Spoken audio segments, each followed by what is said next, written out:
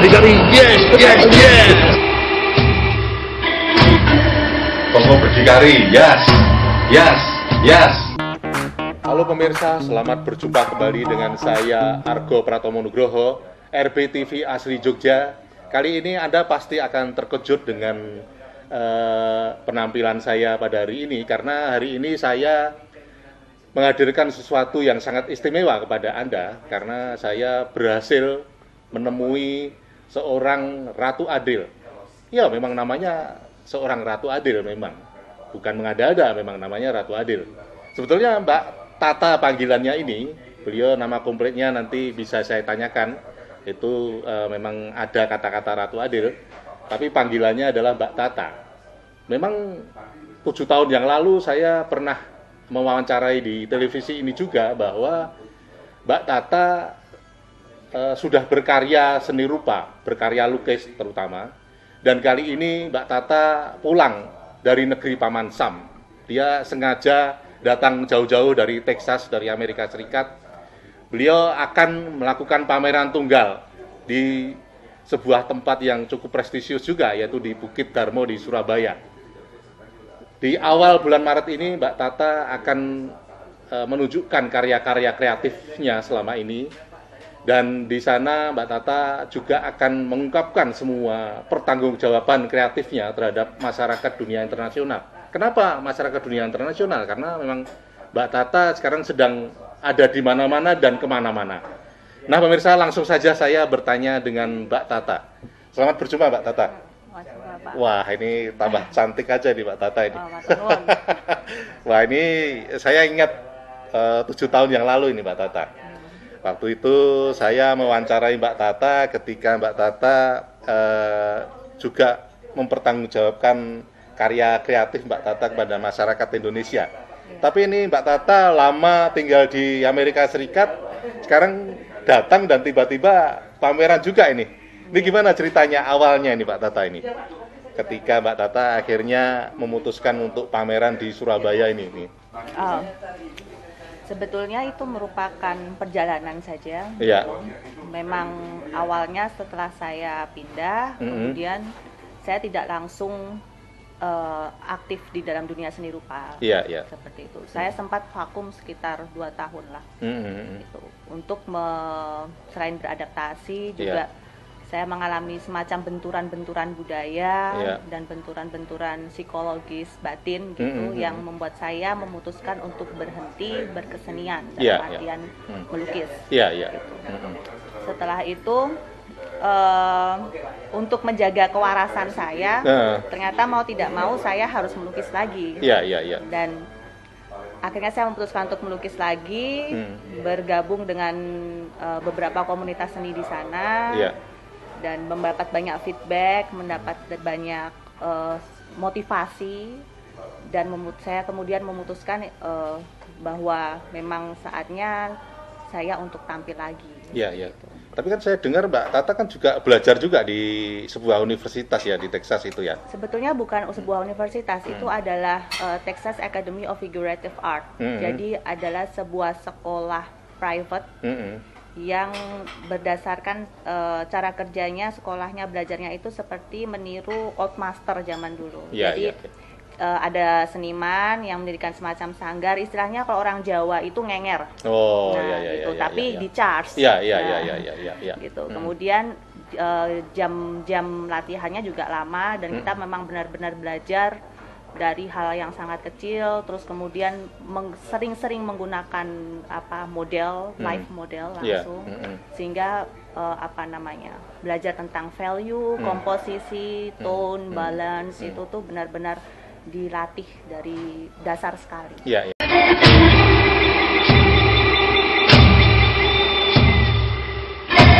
Kongo berdikari, yes, yes, yes.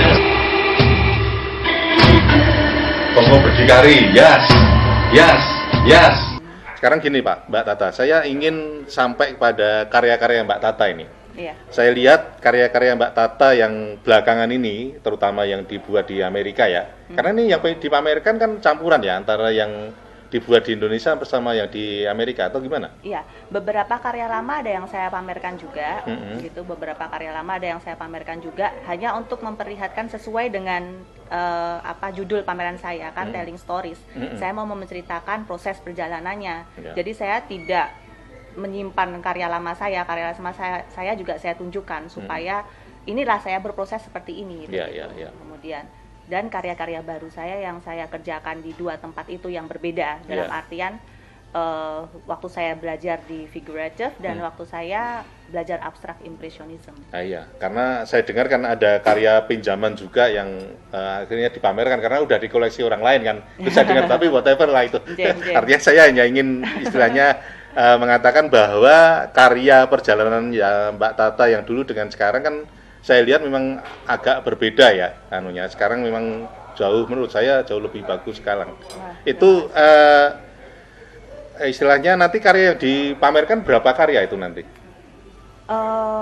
Sebetulnya yang saya bawa itu 24 sekitar 40 ya. 40 karya ya. Dan itu nanti istilahnya bisa agak diperinci, Mbak. Karena saya lihat kan ada Wijidati, ada perjanjian kelapa, terus apalagi itu mungkin bisa diceritakan satu persatu. Itu sebetulnya sudah ada di katalog saya. Jadi kalau misalnya saya omongin lagi mungkin juga agak susah juga ya kalau misalnya pas sedikit aja maksud saya ya. Cuman begini, ketika proses kreatif lukisan baru saya itu sebetulnya sesuatu yang bertolak belakang. Jadi ketika masa remaja saya habiskan di Indonesia, waktu saya remaja itu terus terang saja saya merupakan generasi MTV. Jadi saya dibesarkan oleh MTV. Ya, yang saya saya melihat budaya luar Western itu seperti apa dan saya lukisan-lukisan saya gayanya bagaimana, temanya pun cenderung ke arah sana. Kemudian sampai di sana ada semacam kerinduan gitu. Dan terus terang jenuh juga dalam artian kita kok melihat lukisan yang kita bisa ngeliat ya kan American art seperti apa gitu, European art seperti apa modelnya gitu. Jadi kangen model-model lukisan Asia, Indonesia gitu kan, kangen gitu. Kemudian saya coba mengeksplor itu.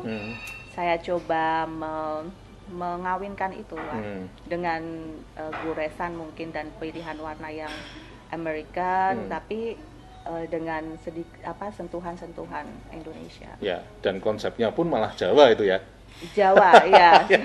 Karena saya orang Jawa. Iya.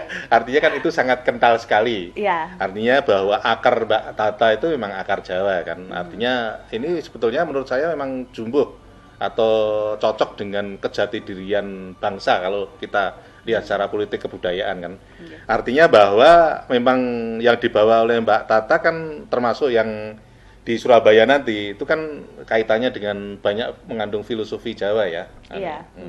Makanya untuk pemilihan tempat Bukit Darmo pun itu sebetulnya bukan sekedar karena saya Bukit Darmo dan saya kemudian mengadakan kesepakatan untuk bekerja sama untuk saya menggunakan tempat mereka sebagai venue, bukan seperti itu, tapi lebih ke arah filosofi juga gitu. Sebetulnya untuk pameran tunggal bagi saya di Dallas itu lebih mudah dibanding bagi saya pameran tunggal di Indonesia. Perjuangannya itu berat sekali. Kalau saya pameran tunggal di Dallas itu sebenarnya lebih murah dan lebih enak bagi saya gitu kan. Dan infrastrukturnya udah tersedia semuanya ya. Paling tidak secara transportnya aja gampangannya saya tidak perlu capek-capek ke sini lah. Tapi saya punya idealisme untuk pameran tunggal. Bagaimanapun saya orang Indonesia, saya harus pameran pertama kali untuk tunggal di Indonesia. Gitu. Jadi pemilihan Bukit Darmo itu adalah karena Bukit Darmo, Darmo Dharma. Jadi itu adalah sebagai istilahnya sesuatu saya mendarmabaktikan diri kepada Indonesia. Gitu. Dan saya melihat kenapa Bukit Darmo di Jawa Timur kan berarti bintang itu kan terbit dari timur Pak. Jadi siap-siap saja.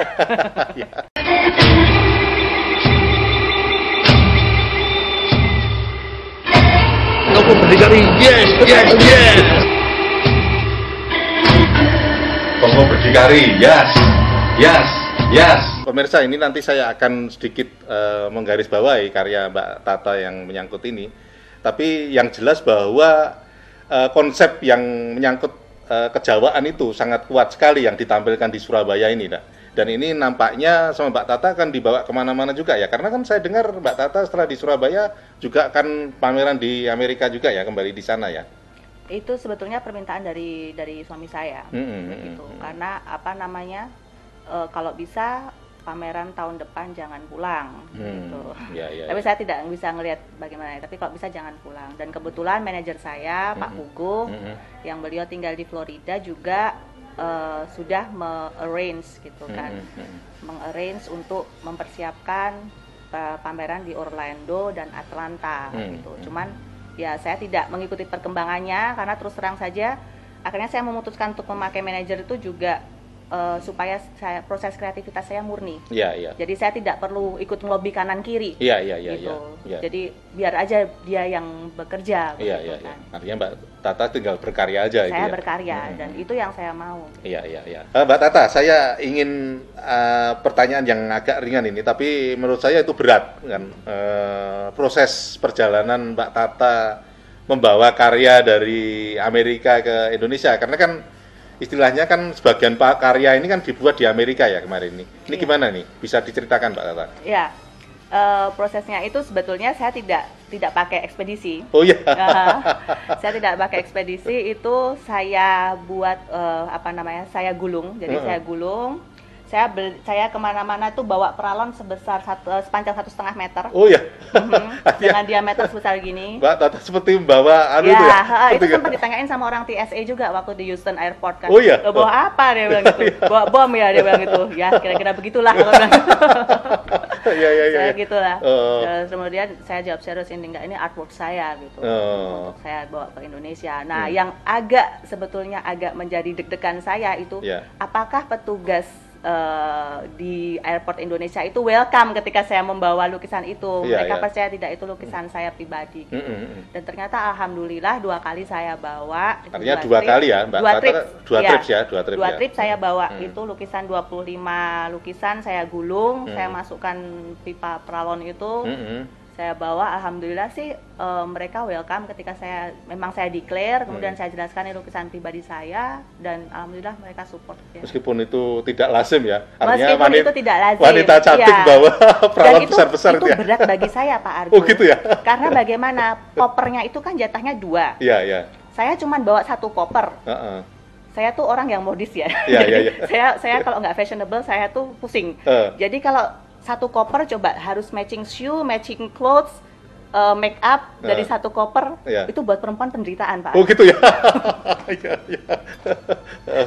Bagi saya, jadi itu buat saya tuh perjuangan, nggak tahu ya buat orang lain tuh mungkin sesuatu yang biasa mungkin ya. Dan itu lancar-lancar saja ya. Alhamdulillah ya lancar. Artinya sempat emosional nggak Mbak Tata? Karena Mbak Tata sempat juga menurut saya ngelihat buat status di Facebook sempat emosi itu. Iya, sempat emosional itu adalah ketika saya meninggalkan anak-anak saya. Oh, emosinya kaitannya dengan putranya ya. Iya, karena anak-anak saya 4, saya tinggal di sana. Waktu itu mereka tanya, Mama mau kerja. Mama mau bekerja gitu. Oke, gitu mereka ya. Oh, Mbak Tata jadi putranya 4 ya? Iya. Yang 3 lahir di sana atau 2? Yang 2 lahir di sana. Yang 2 lahir di sana ya? Yang 2 lahir di sana. Wah, ini kalau Mbak Tata tadi nggak bilang, banyak pemirsa nggak tahu ini. Kalau wanita cantik ini putranya 4 ini. Berarti Wijidatinya sudah 4 ya? Oh iya, udah jadi 4. Sudah jadi 4 ya. Oke pemirsa, ini tentu saja tidak selesai kalau hanya dalam 1,5 jam atau 1 jam. Tapi perlu dicatat bahwa Mbak Tata ini jelas sudah melakukan sebuah diplomasi kebudayaan. Dan diplomasi kebudayaan itu tidak hanya dilakukan oleh sebuah lembaga atau seorang duta besar atau seorang diplomat, tapi secara privatisasional seperti Mbak Tata ini justru yang sangat penting sekali. Dia membawa kebudayaan Jawa, membawa Wijidati, membawa akar budaya, jati diri bangsa kemana-mana. Dan ini dari Indonesia, dari Jawa Timur, dari Bukit Darmo, Mbak Tata akan terus kemana-mana dan melalang buana. Seperti sudah saya katakan 7 tahun yang lalu dan sekarang sudah mulai kelihatan gerak-geriknya dan akan terus lancar ke mana-mana terus. Nah, akhirnya saya Argo Pratomo Nugroho, RBTV Asli Jogja mengucapkan terima kasih atas perhatian Anda. Sampai jumpa. Terima kasih Mbak Tata. Sama-sama Pak Argo. Wah.